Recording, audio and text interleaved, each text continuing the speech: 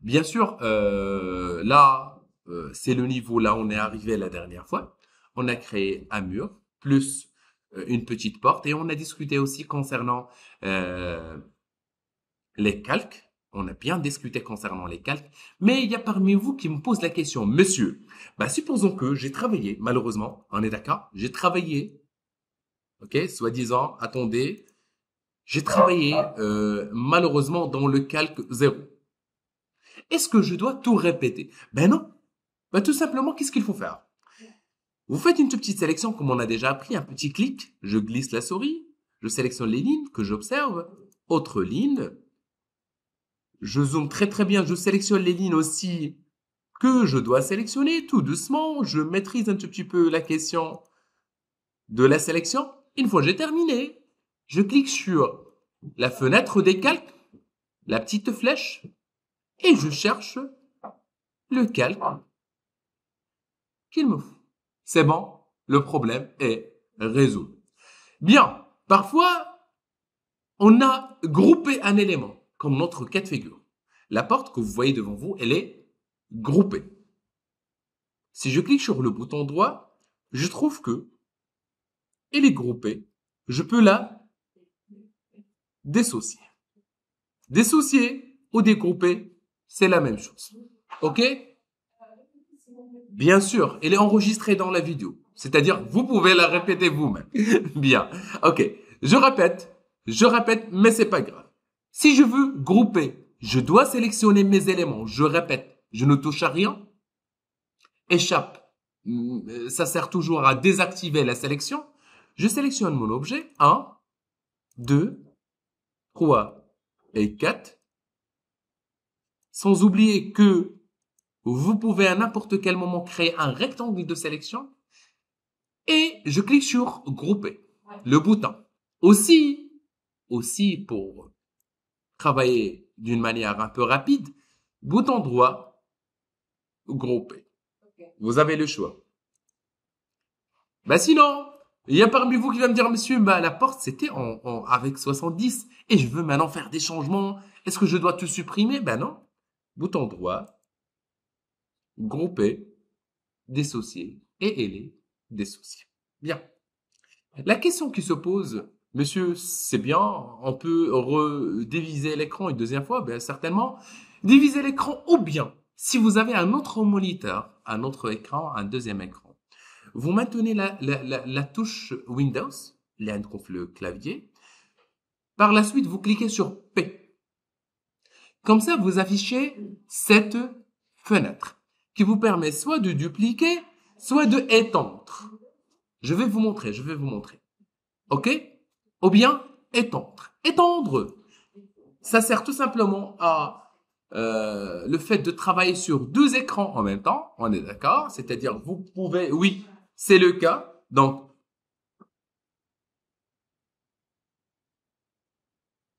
par la suite, je retourne vers dupliquer pour mieux travailler. Bien.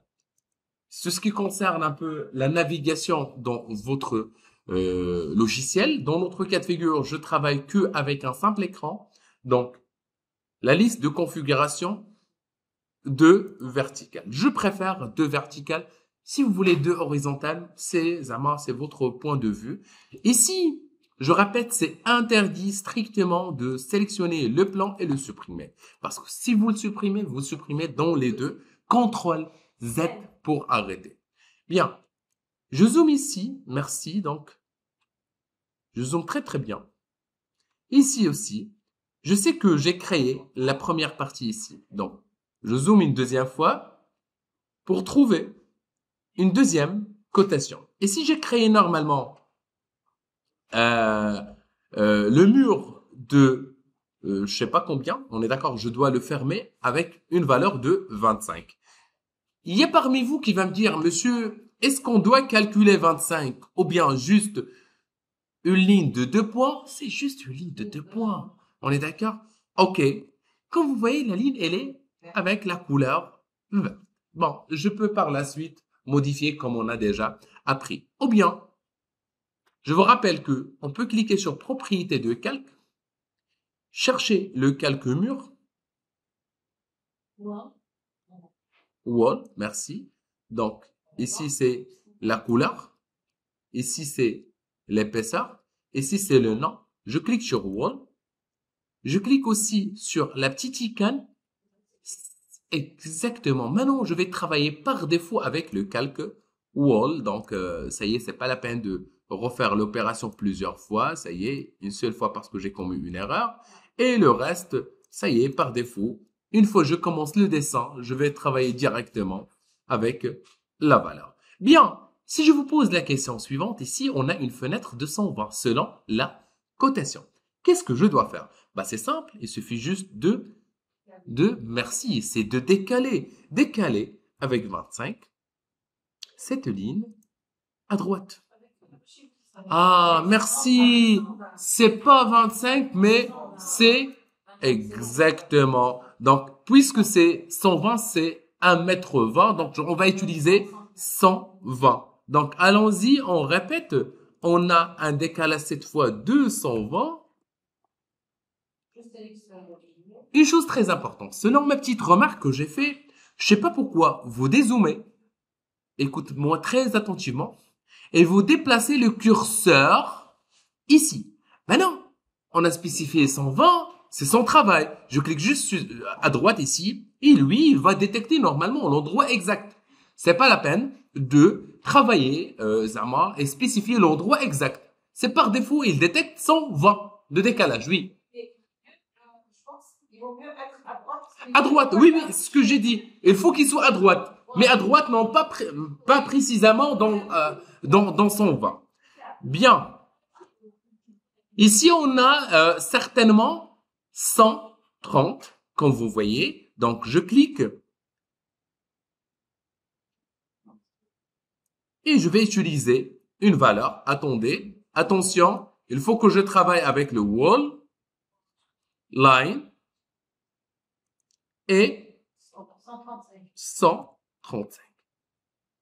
Ok. Bien sûr, je peux décaler. Au lieu d'aller vers décaler, bon, de temps en temps, essayez dans le vide comme ça, dans le vide, de taper, haka, décaler. Il va retrouver décaler. Et je vais spécifier la valeur de 25. Et c'est tout. C'est pas la peine d'aller vers le menu. De temps en temps, hein, de temps en temps. Et carrément l'écrire dans la barre de commande. Oui, pourquoi pas. Oui. Bien. De temps en temps, si je ne retrouve vraiment pas la cotation, bah c'est hyper facile. Je peux soit mesurer, soit utiliser la technique rapide. Pour moi, mesurer, c'est plus sûr. Donc, je clique sur les deux points. J'ai un mur de 1,55. En effet, je clique sur Line. En bas, 155. Par la suite, je décale avec la valeur de 25 à l'intérieur, bien sûr à gauche. Et par la suite, je cherche le modificateur raccord. Je raccord. Et bravo alaikum. Ben c'est ça. C'est le concept. Normalement, vous devriez terminer. Ok? Bien. Tabarakallah alaikum. Je suis fier de vous. Bien. Pourquoi? Une petite seconde. Oui, mais ici, c'est raccordé, c'est plus pratique, je le trouve. Oui, madame. On dessine la porte. La séance terminée. Bien. Cette fois, on va pas la dessiner, mais je vais la refaire spécialement pour vous. On est d'accord? Attendez une petite seconde. La vidéo tatouage. Bien. On a une porte. La première des choses, on a appris comment dessiner une porte, mais c'est pas grave. Soit disons que je veux refaire la porte. Je veux refaire la porte, mais d'abord, ce que je veux faire, c'est déplacer la porte. Pour cette raison, je cherche ici dans la modification, et je trouve un outil de déplacement.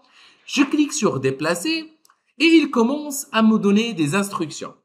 Sélectionner des objets. Le message est clair, sélectionner des objets, c'est-à-dire tu peux sélectionner plusieurs objets en même temps. Dans notre cas de figure, non, c'est une porte puisque la porte est groupée. L'ensemble des objets est groupé. Je clique une simple fois. Pour confirmer, il faut toujours cliquer sur OK. Mais, attendez, il m'a dit, attendez, spécifier le point de base. Ah, le point de base. Écoute, pour moi, le point de base, ça peut être celui-là. Ça peut être un autre. Bien. Il me suit partout. Et je viens de remarquer que la ligne est droite. ما تطلع شيء. Ah, non. تطلع en bas, à droite et à gauche. J'aimerais bien vous dire que le mode ortho est activé. On peut le désactiver. Maintenant, je peux faire ce que je veux. Ok. Une autre chose, je trouve que Zama, je dois le mettre quelque part. Ici. Je l'ai déplacé. Normalement, je ne dois pas le déplacer. Je dois le copier. Mais j'ai voulu tout simplement le déplacer. Bien. Par la suite, je trouve que je dois faire une rotation d'abord. Allons-y. Bien. Je clique sur déplacer. Entrée. Voilà le point de déplacement. C'est celui-là vers ce petit point. Je répète. Je déplace mon objet à partir de ce point vers ce point. Par la suite, la question qui est logique, monsieur, il faut faire une rotation. Oui, on va cliquer une deuxième fois sur la rotation. Donc, rotation. Il va me dire autre chose. Sélectionner des objets. Ben voilà mon objet, merci. Entrer une deuxième fois. Il vient de me dire spécifier le point de base. Ah, attention, là, il faut faire attention parce qu'on va faire à droite. Non, c'est à gauche, celui-là. Non, c'est là, on fait gauche, Je pense pas, je pense que c'est celui-là. Moi, Je pense que c'est celui-là. C'est le point de pivot. Mihwar Dawaran. C'est le point de pivot par rapport à ce petit point. Allons-y maintenant. Bah, ce que je préfère vraiment, c'est le fait d'activer le mode ortho. Et ben voilà. Et le voilà. Par la suite, je peux le déplacer où je veux, bien sûr, c'est selon le besoin. Je peux... Il est toujours désactivé, le mode ortho. Ah, je l'ai activé récemment. Ah, c'est F8. F8, vite fait. Vous avez un raccourci maintenant que vous pouvez utiliser. Bien, je peux déplacer à partir de ce point-là. Pardonnez-moi. De ce point-là. Et je peux le déplacer avec la valeur que vous avez. Ou bien, je clique quelque part. Et ben voilà. Notre porte. Bien. Une autre question qui se pose. Monsieur, bah, supposons que je viens de rencontrer un sérieux problème avec l'arc de 3 points. Ça peut y arriver.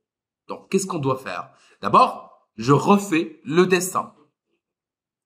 Je prends, par exemple, un rectangle, comme on a fait la dernière fois, n'est-ce pas?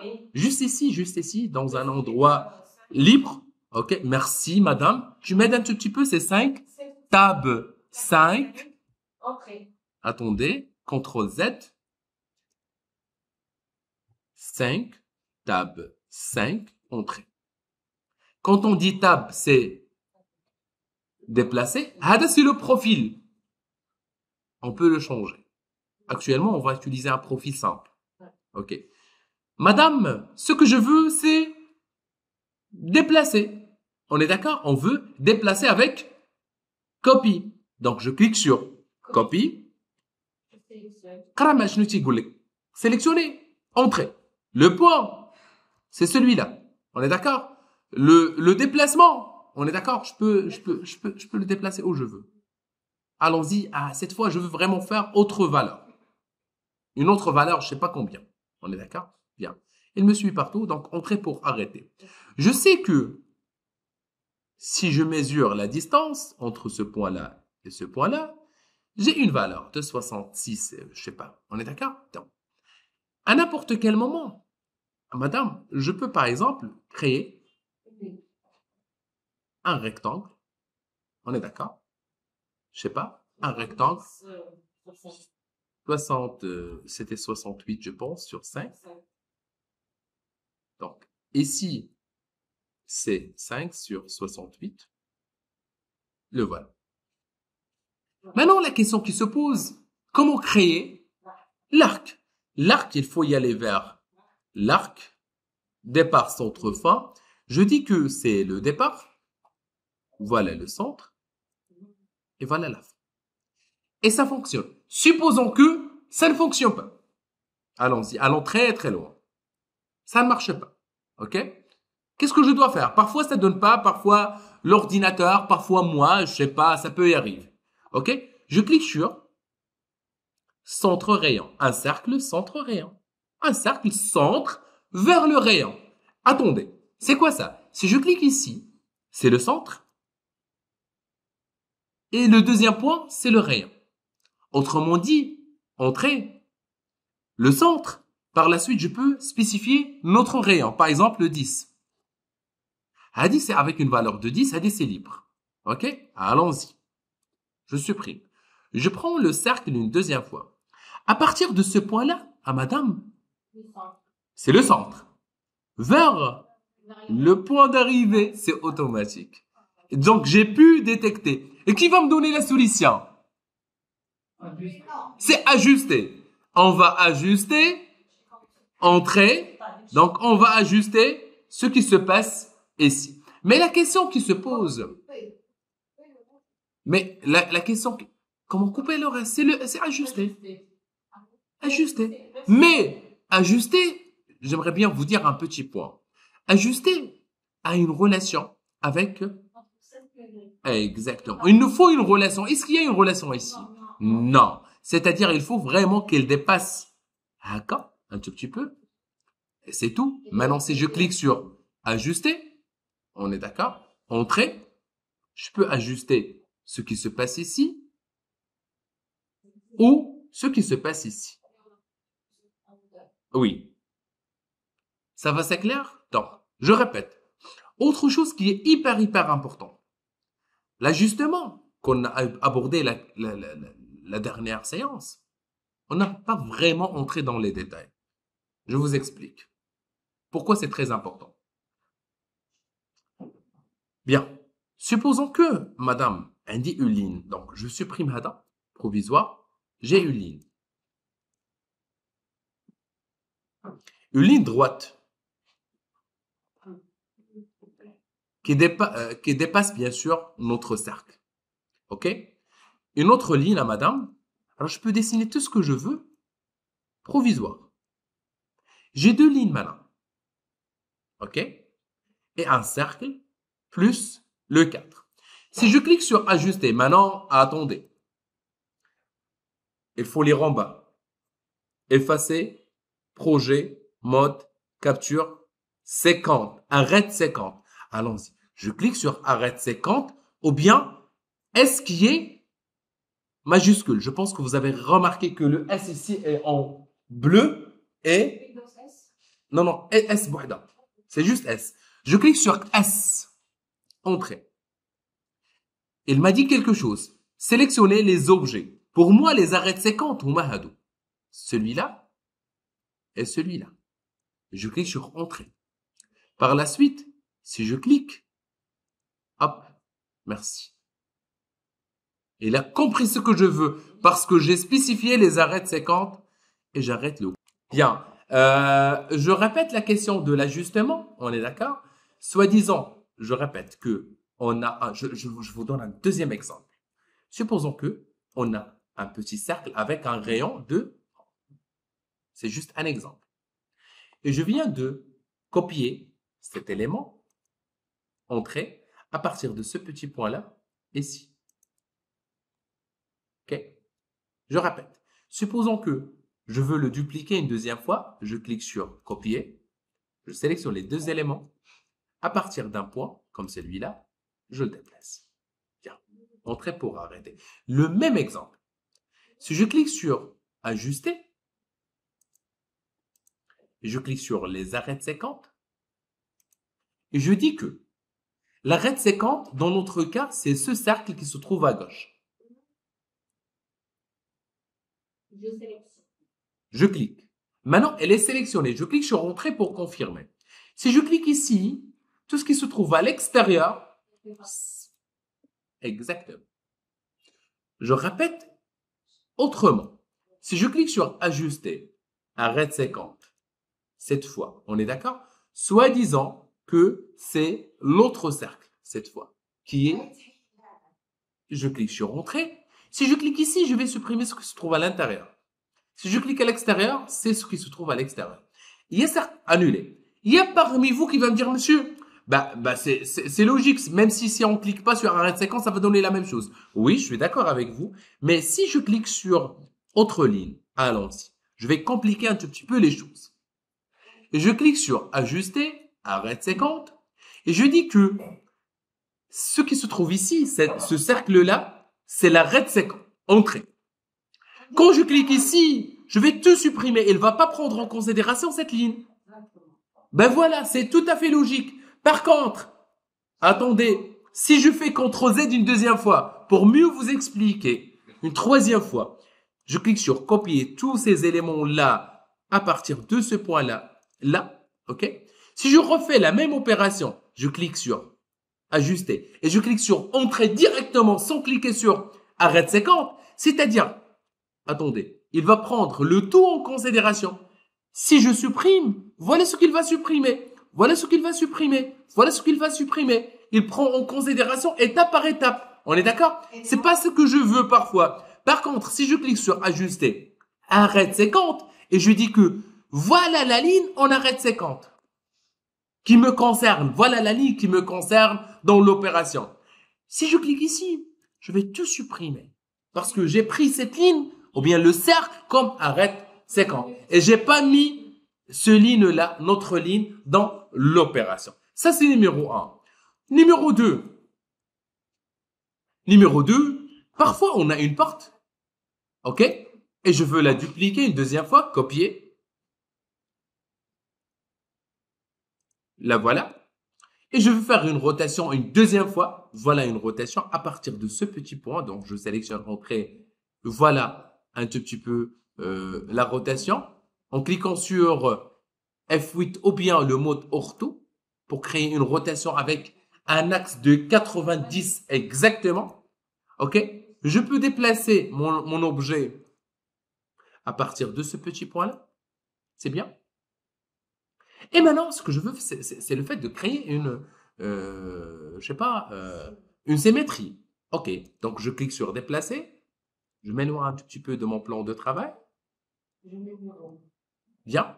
Et je clique sur miroir. Toujours, il faut bien lire le message. Sélectionnez les objets. Voilà l'objet. Entrée. Il m'a dit quelque chose de plus. Spécifier le premier point de ligne de symétrie. Pour moi, voilà voilà le premier point, pardon. Et le deuxième point, c'est quelque part ici. Attention, je suis en mode ortho, c'est-à-dire, ça peut être une symétrie libre, ou bien, je clique sur le mode ortho. Ici, attendez, un autre message. Effacer les objets sources, oui ou non? Non. Je garde les deux. Et par la suite, je clique sur, s'il vous plaît, l'objet et je clique sur bouton droit, grouper, dissocier. Merci. La même chose pour l'autre. Bouton droit, grouper. Merci, dissocier. Et je clique sur le rectangle ici supprimé, le rectangle ici supprimé. Merci. Voilà une double porte. C'est tout pour aujourd'hui.